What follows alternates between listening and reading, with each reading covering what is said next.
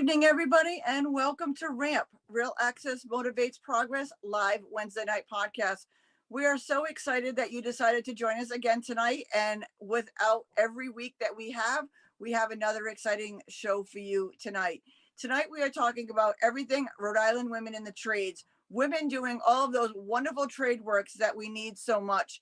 And it's the sisterhood that matters. And let's talk about it, because I need the accessibility and they build it. So this is a partnership made in heaven. So welcome to the show, ladies.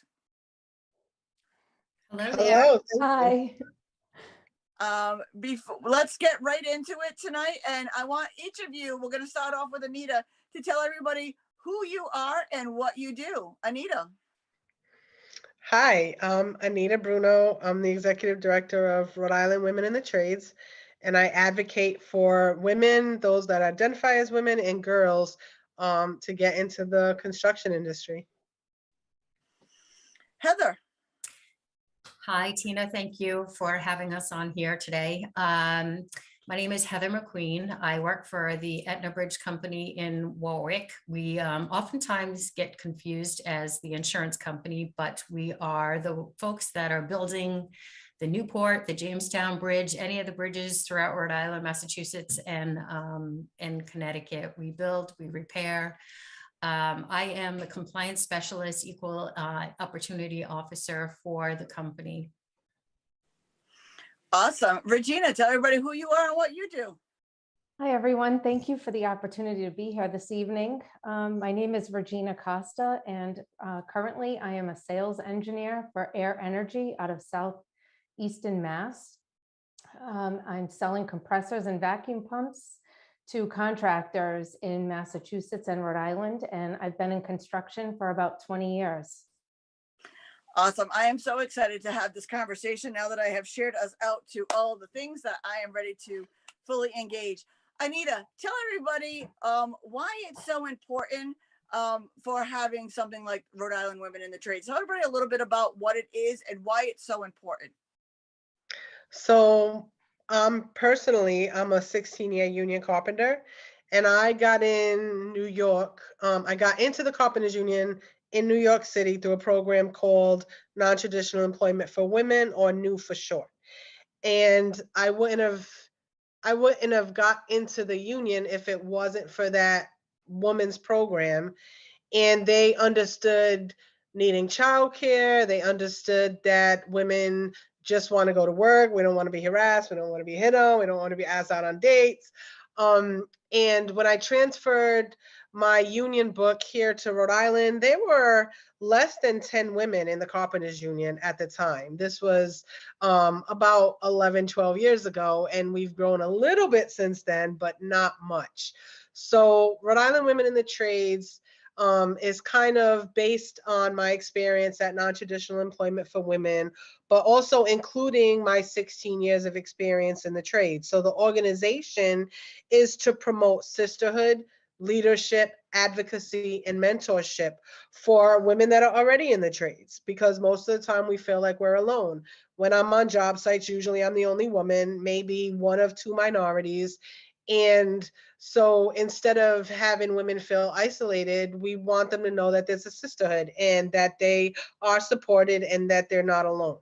And then we realize mentorship is very important, especially for other women that may want to enter, or younger girls, to pass on tips and tricks of the trade, and just to pass on our experiences and how we make it through the day with barriers that you obviously face as a woman in a male-dominated career. And then we also launched a 8-week pre-apprentice program like NEW, but again, adding in financial literacy, labor history, job site hierarchy, roles and responsibilities of union leadership, things that you will need to know to be a good apprentice, and things that you would need to know to want to be an engaged union member and apprentice, because there's so many things. People go to union meetings just because you have to go, and they don't get engaged or involved because you don't know what's going on. Like, you don't know the guy at the door is the sergeant of arms. What is the sergeant of arms? What does he do? What is his role? So having that understanding, now it doesn't seem foreign. It's not scary anymore. So we want to bring all of that stuff to our women so that they're not just getting the hands-on skills, they're getting the practical skills, and the skills that we hope to empower them to want leaders. And then we also realized that we want to get out into the community and give the information to the youth as well. Because if we can get girls to say, hey, I want to be in construction industry and I want to make that kind of money sooner, then they don't have to, not that every woman has failed lives, but they don't have to go through a failed marriage or a bad relationship or having kids and being a single mom and just struggling to say, hey, I need to change my life around. What can I do to make good money, even if I don't have a college degree? That they could start doing that, like right when they get out of high school, and perhaps use the trades to pay for college. And then by the time they're an adult, they own, hopefully, not just one house, but maybe a couple houses, right? And that they're utilizing those skills to hustle on the side and make more money and just create a whole different generation, giving women financial freedom. Well, it's so important with all of the CTE programs and stuff. I mean, we just had the Rhode Island Home Show, and to watch the 1,700 students all work together across the state was just mind blowing. This is my third year doing this, and it's just such an exciting thing to watch and see. But it's giving women role models, young women, to know that this is another option. College isn't the only option. This is another option, and this is a good option because these jobs are paying very, very well. Regina, give us your point of view of why women should get into the trades and why you being a role model is so important. Well, I definitely have a passion to lobby for women in non-traditional roles. And I think being involved with WIT for such a short time, I joined because I've worked in construction and on sites for quite a few years. I have seen improvement in numbers, percentage of women on job sites, but it's not enough at this point. And I think it's because it's intimidating. When choosing a career path, would you deliberately choose a path where you see all these obstacles, mountains in front of you a lot of the time? So I think it's very important, like Anita said, to educate these young women about the opportunities that the trades provide. And in the construction industry, and especially in particular at a time when it's difficult to find reliable employees. And the trades are a path that really could empower women, if you ask me. Yeah. Regina, can you break it down a little bit? Give us some of the trades that we're talking about. In my field, mostly I see MEP, mechanical and plumbing. I've been on job sites such as paving crews, where we're talking about laborers, operators. I would say that is the majority of my experience so far. But are we also talking like electricians and plumbers and that kind of thing as well, carpenters? Oh yes, absolutely. Just in my little bubble, those are some of the trades that I've worked with. But yes, I mean, we're talking about iron workers, carpenters, as Anita mentioned, electricians, plumbers, HVAC, teamsters, laborers, operators, equipment operators of all different kinds, crane operators. So there is so much opportunity to learn in the trades. And it's so great having you three women being such role models and leaders in this to show young women that anything is possible. I do choose usually the paths that have the mountains in front of me because I like to, roll through them. But, a lot of women, are scared of that, but you can make some really good money. Heather, tell us a little bit about, what you do and, working in a male dominated world and how it empowers the women that you see coming through. Well, my background has nothing to do with construction. I was in a different career for about 15, 20 years. And then I wanted to make a change, and the opportunity to become a compliance officer for this family-owned large construction company came about. And yeah, I was intimidated. I'm not going to lie. I didn't know much about construction, was interested in it, but you're surrounded by males and you just don't know what to expect. But it has been a great experience for me. Etna Bridge has given me the autonomy to be able to branch out and to be a part of committees like such as Women in the Trades. And it has been very rewarding for me to see the growth over the years. I've been doing this for 5 years now. And when I first started, our company did not have a female civil engineer. And now we have two. We have apprentices and trainees that we have on our job sites, and they were mostly males. We have since, I can't even tell you how many females have come through, which has been a huge improvement since when I first started, but it definitely needs to grow some more. But my job, part of my job anyway, is to make sure that we are getting female and minority representations on our job sites. And I've been getting more and more involved with committees to try to recruit more females and younger people into the industry, because like you all said, it is something that can be very rewarding. When I go out and speak sometimes to younger people, the high schoolers, and it's great. You can get a job. You go through this apprenticeship program. You can learn a trade. You pick a skill. If that trade doesn't work out for you, like an electrician or a carpenter, you can always jump over to an iron worker, and you can make some really good money. And you get to see the results of your hard work. And if it's great. I mean, you've only been involved in it, like you said, for 5 years, and you've seen all this turnover already in just 5 short years, which is great. How do the men on site take in the women, the 2 women civil engineers and the apprentices? How is, like, are they starting to get the idea, or what I mean? Is it getting better?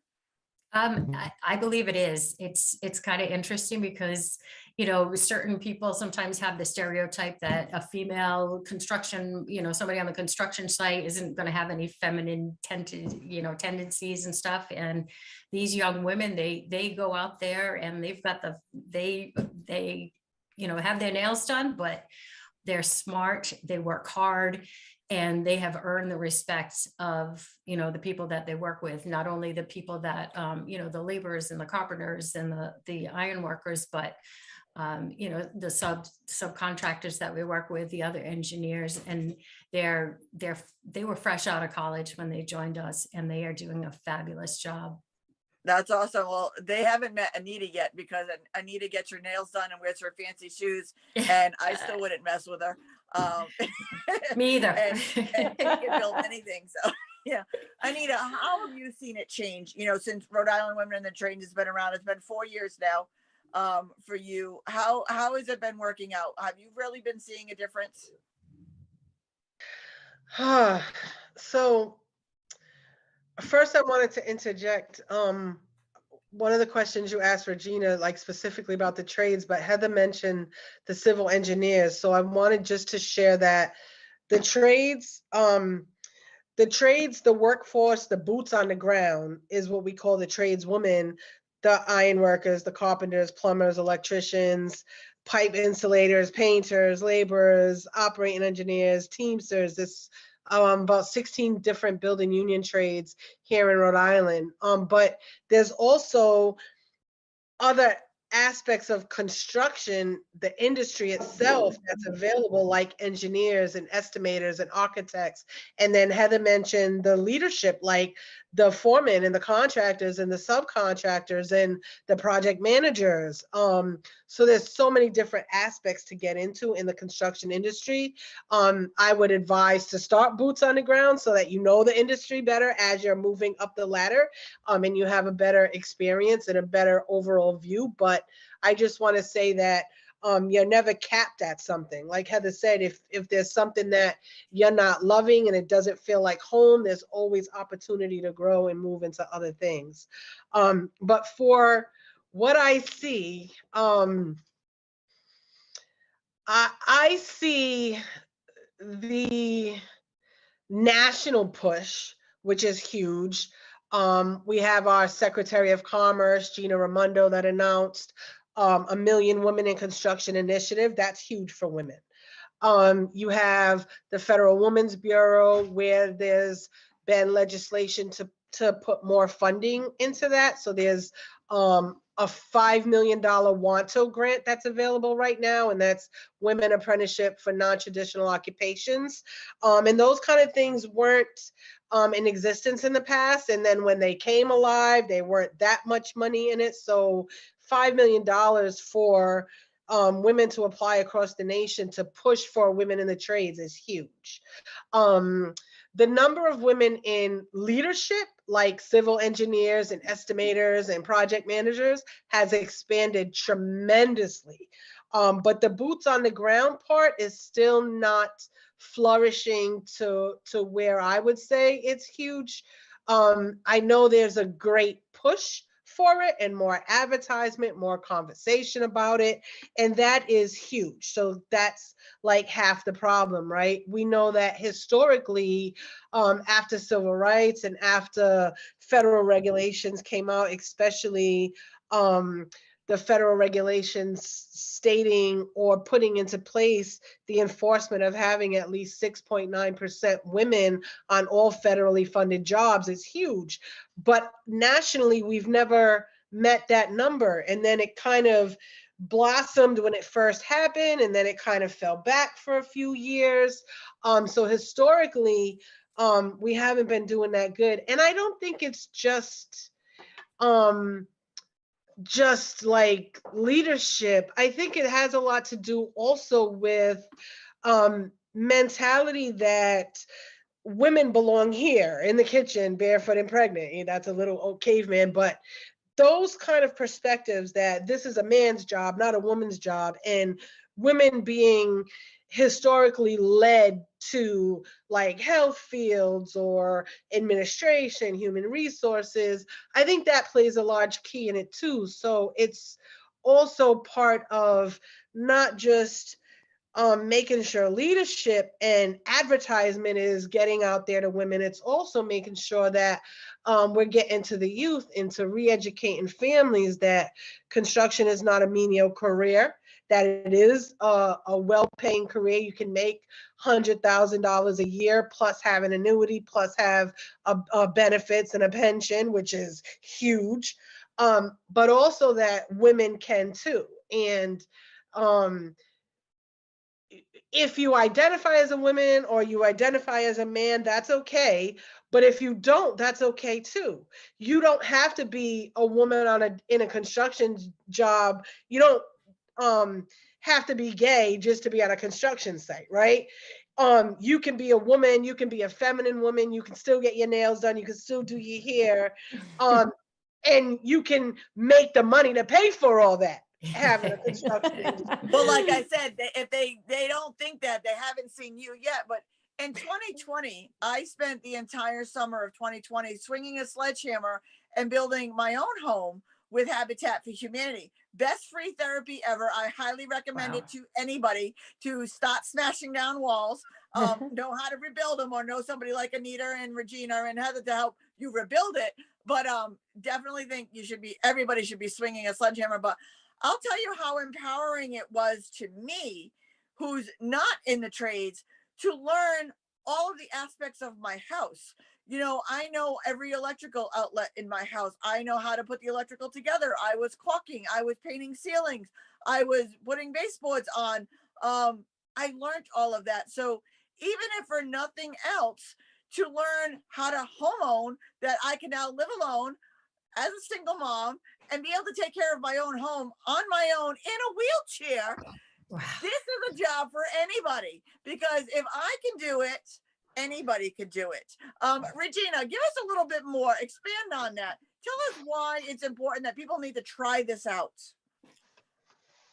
Well, I'm sorry, caught me off guard a second there, but I mean, like we said before, I think that there are moments where it can be intimidating, but you know, I think that why you need to try it out, because doesn't it feel good to conquer something? I would say being able to overcome whatever is in your way, like I said earlier about, like, you know, the mountains, getting over the mountains, and there's so much opportunity. And like Anita said, I think about like my situation and the opportunity. Maybe I'm not in a union, but to be able to learn a trade with my hands and then be able to have an amazing retirement plan that is funded in the way that the union funds their retirement plans, health benefits, and all of that. I mean, I think that all of that is such an amazing package. Vacation time. I mean, I envy my husband, and he's a UPS driver, and I envy you know, what he has sometimes when I'm going through you know, my situation. And I think that all of that is important to focus on in life for your family and yourself. And I know, I mean, working with your hands, isn't it empowering to go by or to take your kids by and say, hey, I built that house, or I put the electrical and the plumbing in that house, and that driveway is because of me. And that construction site, like for Heather, I made sure that that was manned, and that was manned by men and women together. Like, isn't that empowering to drive by and see that you physically made something? Because I'll tell you, I talk about my house all the time, because I'll say, hey, I hung that wall, and yup, that hole, I patched that hole, and then I put a hole in it with my wheelchair and repatched it, because Wow. now I know how to do it. You know what I mean? Like, I'm Right, impressed with right. that, you know, kind of thing. Absolutely. Heather, what does this build for you, that when you go out and talk to young women across, what does it empower you to do now that you see it happening on a daily basis? You know, I'm always surprised by their stories. And, you know, I grew up with two sibling sisters, and my dad was the only man in the house. And you would think with all the women in the house, he would be a little bit more proactive women, but he's not.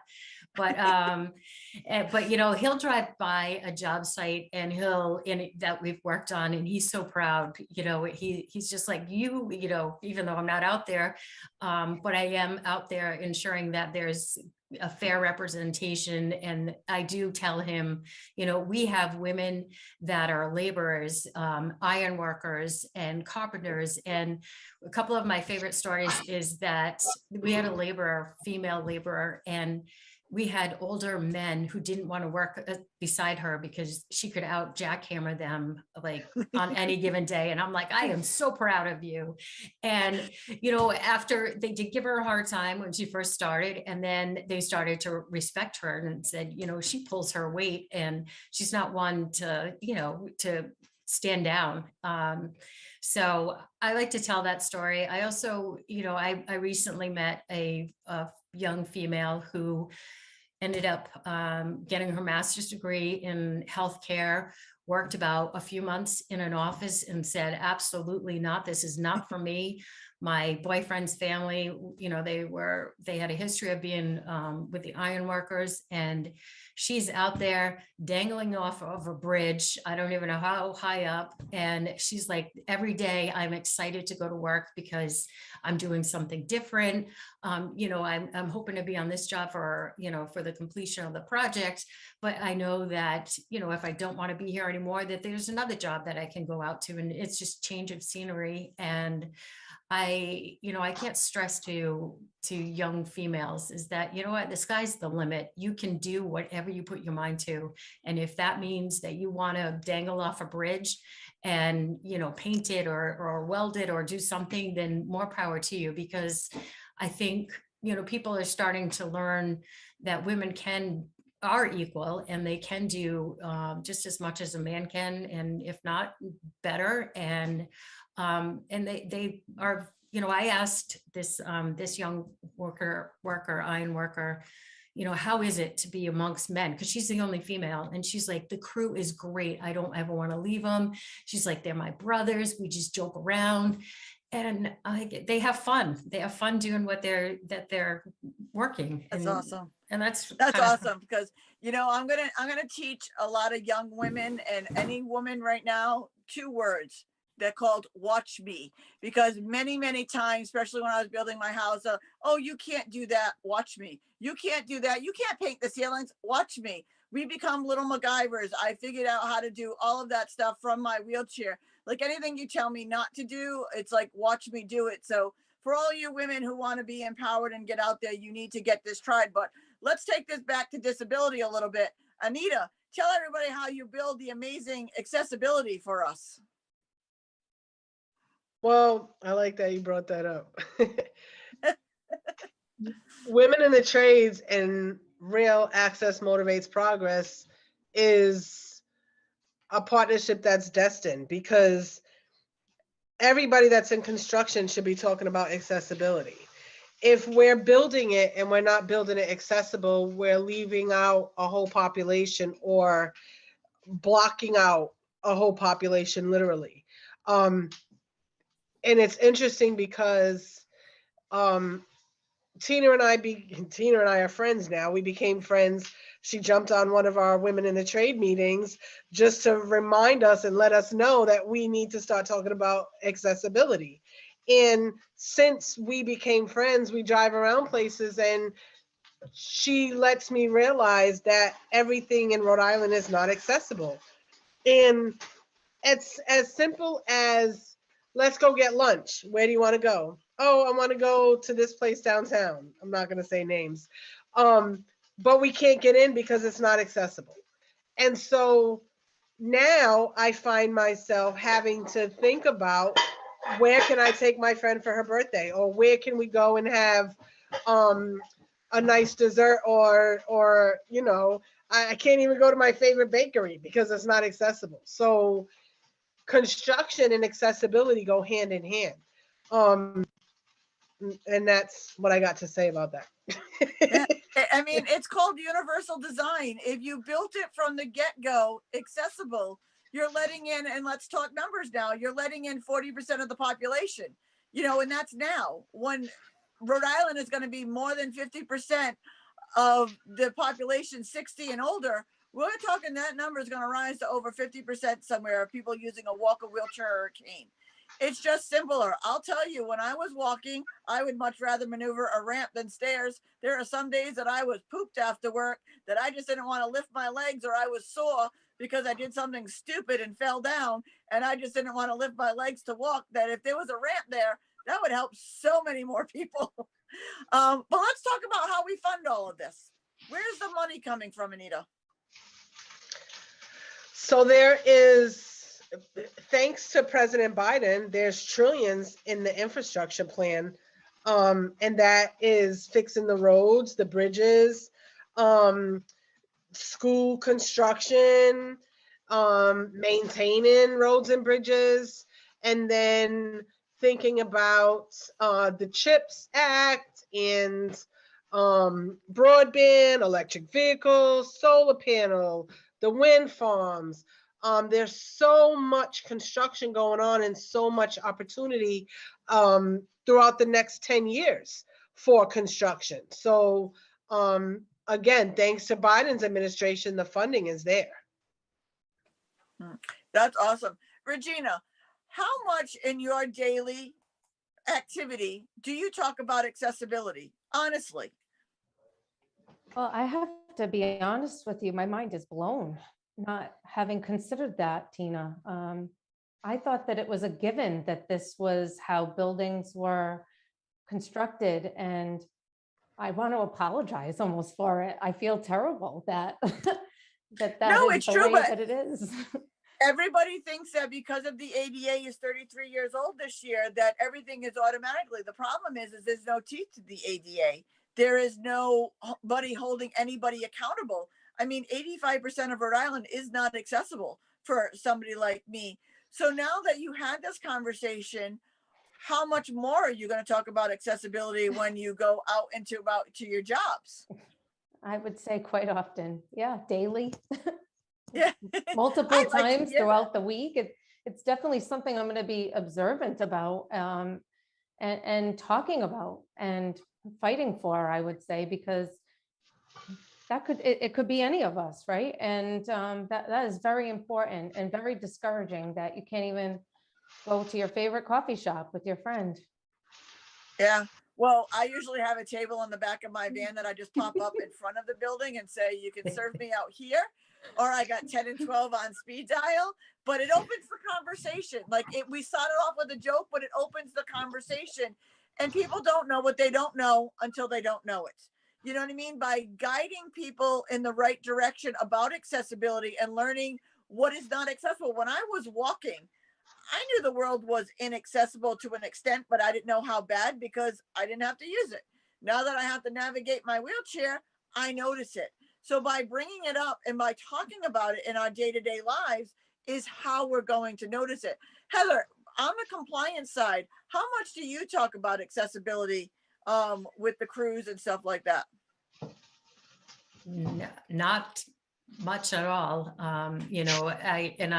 I feel badly about it. And after hearing your story about how you've painted and you built your house, I know that it can be done, and I'm feeling guilty because not only because we don't talk about it, but also I'm thinking, I look at my bathroom ceiling and I'm thinking, oh, I can't do this, but I know I can. And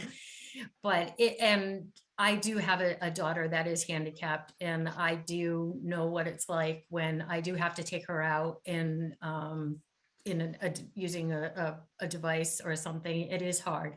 And I have been to restaurants, especially in Boston area, where they said there's no room for you here because we have no place to store her stroller, or and so it is discouraging, and it's disheartening that people don't think about that and do something more about it. And if on the job site, it's very dangerous even for me to go out there sometimes, or for any of us to go out there. And we should be thinking about how we could get someone out there that and safely work and make it adaptable so they can contribute and have some gainful employment, doing something that they might love.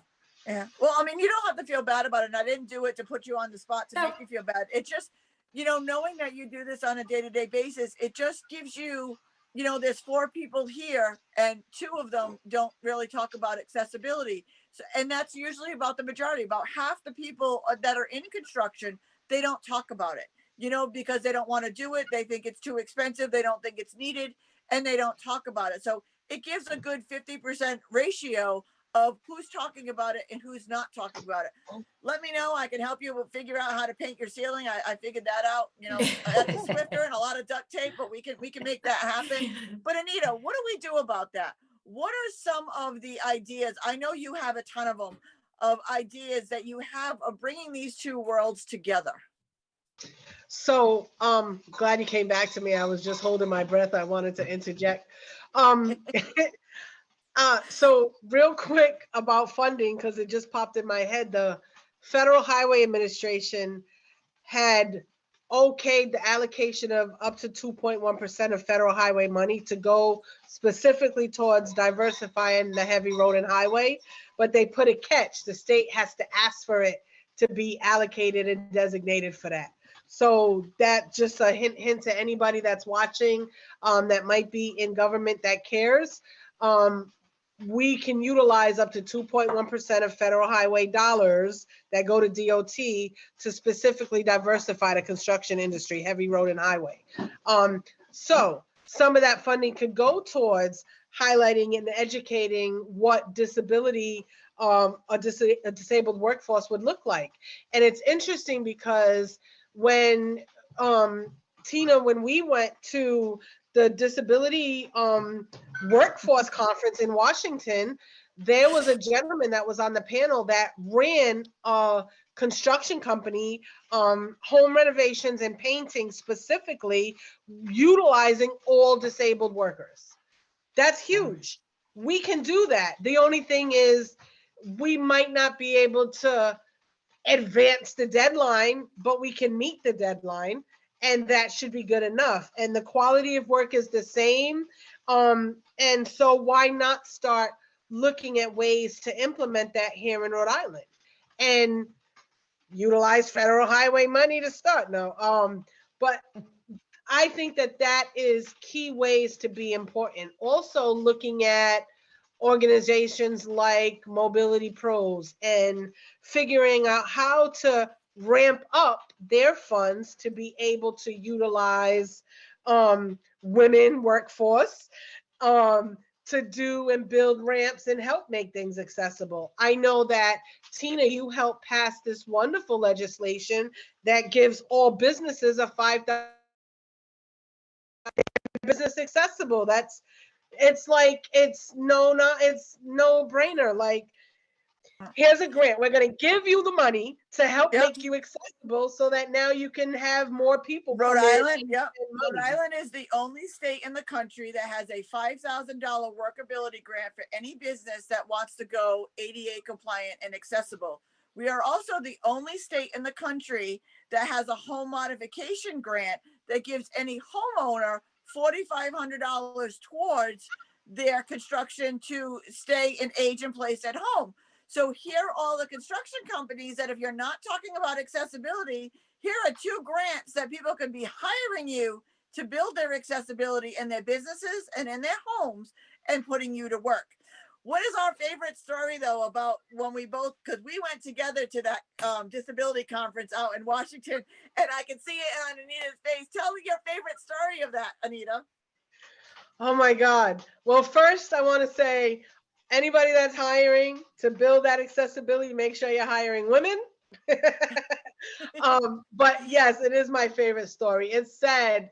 And we have one in Rhode Island too. But it's a national convention in Washington for disability in the workforce. And the bathrooms were not accessible. And just let me Oh my God. recap. So they were ADA compliant. They were not accessible. She could not go to the bathroom without leaving a stall open. So thinking about, like, in construction, we visualize the project, right? You got your blueprints, it's just a drawing, but you visualize it and then work to bring it to life. How are people not visualizing that if you're disabled, you can't reach that? Or if you're disabled, you can't close the stall because of where your wheelchair might be, or just those little nuances. Another one in Rhode Island, the Roger Williams Casino, a beautiful place. They have accessible ramp to get into the building, and the accessible bathroom is in the basement, but the wall is so small that she could not get in unless I held the door open for her. So it's ADA compliant, but is it accessible? Oh, another one I learned, the buses. The buses are accessible for only manual wheelchairs, but if you have an electric wheelchair, they're not big enough. So there's not a bus in Rhode Island that Tina could get on to get outside. It's just so interesting. And Regina and Heather, you're gonna start driving around now and see things. You know what? No, having these conversations and taking Anita to some of these conventions and stuff with me had her open her eyes. I'm like, the square footage is right, but it's all in the wrong order. Like, if they would have talked to us, they would have, figured this out. But this conversation is so amazing. And I cannot thank you ladies enough for all you do, upraising women in the trades, being amazing role models, because what you 3 women do, give women role models, especially women in high school who don't want to go to college. I wish I knew something about this one. I went to school, I went to college, I got a 4.0 in computer programming and found out it was going to be me and a computer in a room. And anybody who knows me for 5 seconds knows there's nobody from Tina to talk to. That doesn't work at all. So, like, if I had something like this, I would have so went this path. But you guys are bringing this to young women, and I thank you. I want to go around, and I'm going to start with Heather on this one. Give us your 1 minute. Here is your 1 minute plea of why everybody should either get into construction or work with Rhode Island women in the trades. Oh my gosh, I was hoping somebody else was going to go first. And feel free if you want to. Because Anita, you have some great ideas. So, Well, yeah, that's why we're going to make her go last. oh, all I'll right. jump in first to give you a second, Heather, just Okay. quick, because I had written something down that I can, but I think that Rhode Island Women in the Trades provides an amazing support system for women. And I know that I've been in situations even recently, and I haven't known Anita that long, where I call her and she's there. And even if I haven't called her, I know that she's there. And I think that it will help women to thrive and succeed better being a part of an organization like this. So that is my Very little- well said, Regina. I Good know. job. Now I'm wishing I Right, went Heather. first because that's going to be hard to follow. But thanks for Sorry. stepping in. No, it's okay. I tried Um, to help you out, Heather. I know. So, being a part of Women in the Trades, I've been lucky enough to attend with their classroom, when they and observe what they do. I got to see the results of their work, and I've also attended their graduation. And the look on those young women and how proud they are. They're like, look, the light that we installed, it works, and there's a three-way switch, and they're confident and they're knowledgeable and they're excited and they're so proud of one another. And you can just see that it's like, somebody believed in them. And Anita, you do a fabulous job at making it all happen. And you believe in these young women, and you can tell that they are ready to get out there. And I don't think, honestly, because it's scary when you're young, you may not have, the support from people to embark on this type of career, and to know that you're going into a male dominated field, it's very intimidating. But Women in the Trades, they're right there for you. And as Regina said, Anita's there for everyone. I don't know if she sleeps. So Great job, Heather. You did a good job. Thank Anita, you. before you give your 1 minute wrap up, tell everybody how they get in touch with you and the website to Rhode Island Women in the Trades. Awesome. So you can get in touch with us. The organization phone number is 401 484-1266. You can find us on Facebook at RI Women in the Trades, and our website is www.theriwit.org. So theriwit.org. Because Rhode Island women are witty. And if you forgot all that, just message me, because I can put you in contact with all of them, but I just wanted to throw it out there. But if you forgot all of that, just message me and I can definitely get you in touch with Anita. And Anita, now your 1 minute roundup. I just want to pay it forward and thank you, ladies. But it is a team effort. I mean, my passion drives me, but there's so many women that just give and volunteer, like you ladies. Regina showed up at the State House to support bills, and Heather's been supportive since day one. She comes to the classes. She's an industry leader, teaching the girls what compliance is all about and how important it is to make sure that women are on these job sites, and just attending meetings. And it's just so important to make sure that women and girls have the knowledge that this is an opportunity. So get involved, pay it forward.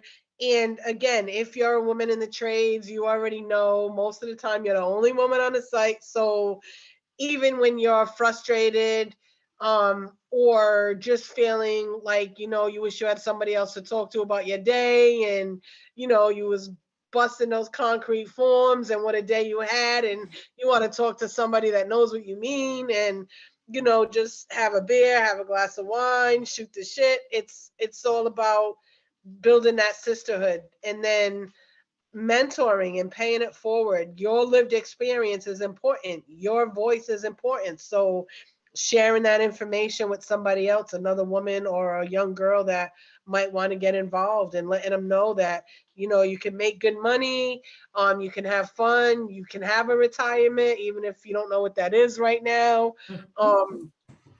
I just think that it's so important. These careers are not only fulfilling, like the bragging rights you were talking about, they can create a financial stability that you might not see in other careers. And I don't want you to think that, I know we talk a lot about you don't have to go to college, and you don't need a college degree to get into the trades, but you can absolutely utilize the trades to pay for a college degree and then graduate college debt free. So it is such a wonderful opportunity. It is such a great experience. And the skills that you learn last a lifetime. You can bring them any state that you decide you want to move to, any country that you might want to move to. You are never broke if you have a skill. And it's something that you could pass on to your kids, and they could pass on to their kids. It's generational and it's life changing. Well, I can't thank you women enough for being such role models to all of the young women and old women and middle-aged women and all women, and all of the men, to show the men that we can do what they can do. Sometimes we can do it better, but you didn't hear that from me. But thank you, ladies, so much for joining us tonight. Join Rhode Island Women in the Trades. Get involved. Be a mentor. Talk to your daughters, nieces, aunts, whoever. Talk to them, because I'll tell you, even learning a skill, you know how to maintain your own house. So if you end up being a single person, single mom, or whatever, or your husband works more than you can fix the house all on your own. So if anything else, you can earn a skill, because it doesn't have So all to of a be sudden, an AI is either everywhere. People weren't or. quite sure what it was. They're playing It with it on can their phones. be Is that good or both. bad? But Yeah, so I've thank been, you, ladies, thinking about it, yeah. for joining us tonight. I am so proud of each and every one of you. Thank you for For the having us. Thank you so much. And I want to invite everybody back next Wednesday night, same time, same channel. We are talking the Providence Streets Coalition, and we have some great events coming up with them. So you definitely want to tune in next Wednesday night, 7 o'clock, on all of your social media outlets. And as I always say, don't just sit there, make a difference. Have a great week, everyone.